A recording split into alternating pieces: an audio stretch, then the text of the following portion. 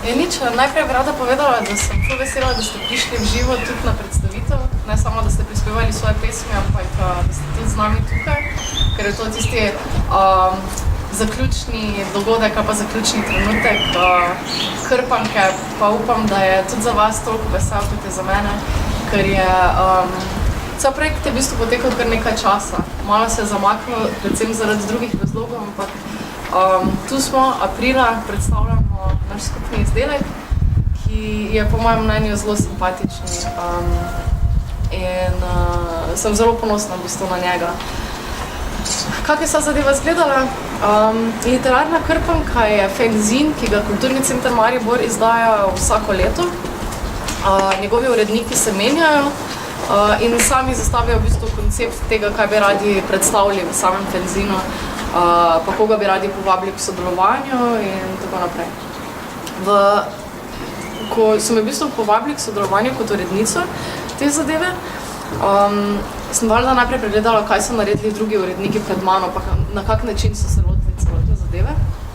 In recimo Tonja Jelen je takrat zbrala nekaj najbolj aktivnih avtorjev, ki so v tistem času ustvarjali v mariborskem prostoru in so naredili eno tako super zanimivo predstavitev. In sicer so delali pesniške vdore, so se prikazali pred Univerzitetno knjižnico Maribor in začeli recitirati svoje pesmi in ljudje so bili ful navdušeni v bistvu nad takim načinom predstavljanja poezije. Potem je recimo Aleš Jelenko predstavljal, on je zbral predvsem mlade avtorje, ki pa so že dosegli ene, recimo da bolj prepoznavne objave ali pa malo večje pesniške projekte. In je naredil nek svoj izbor tistih imen, ki so ga nekako najbolj pritegnila, pa nas je povezal v Krpanki. In potem sem pa prišla na vrsto jaz. Jaz sem si pa rekla, da želim predstaviti predvsem tiste avtorje, ki so še mlajši od tega, ali pa ki mogoče še niso imeli toliko priložnosti pokazati, kaj znajo.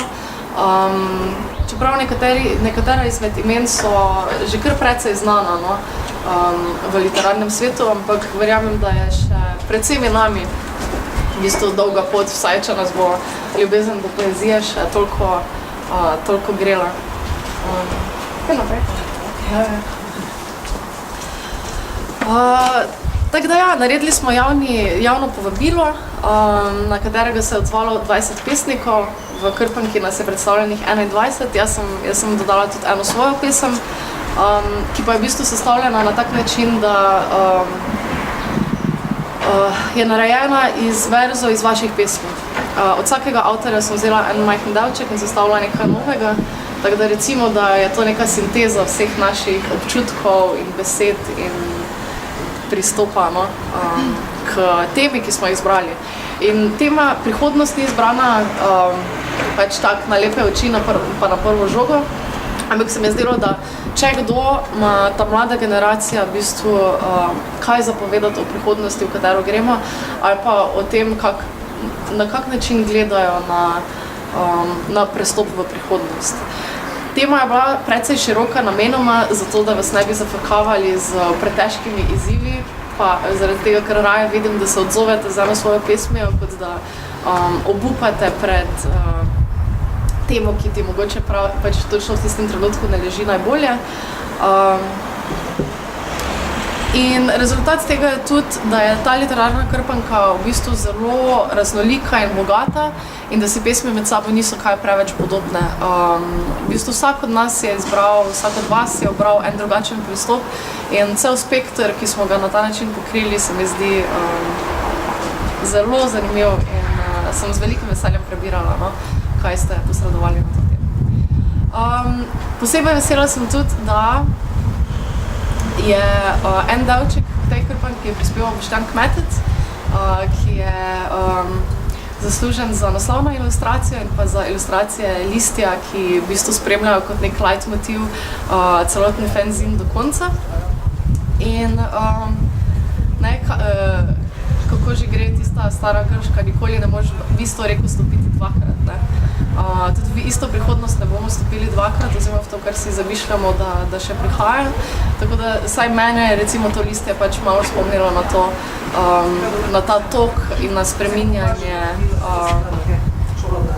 časa in naših življenj.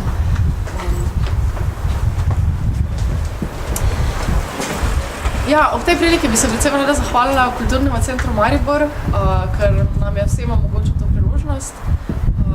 Ne bom pa večkrat dosti govorila od tega, pa vas bom povabila kar k branju. Vsak bi prebral svojo pesem, pa še par pesmi od tistih avtorjev, ki danes niso mogli biti z nami, da bomo vsi nekako enakomerno zastopani. Pa bi prvo k branju kar povabila Alenko Avguštin. In če bi kdorkoli želel še kaj posebnega povedati o tem, zakaj je izbral to pesem, ali pa karkoli drugega na to temo, kar pogumno.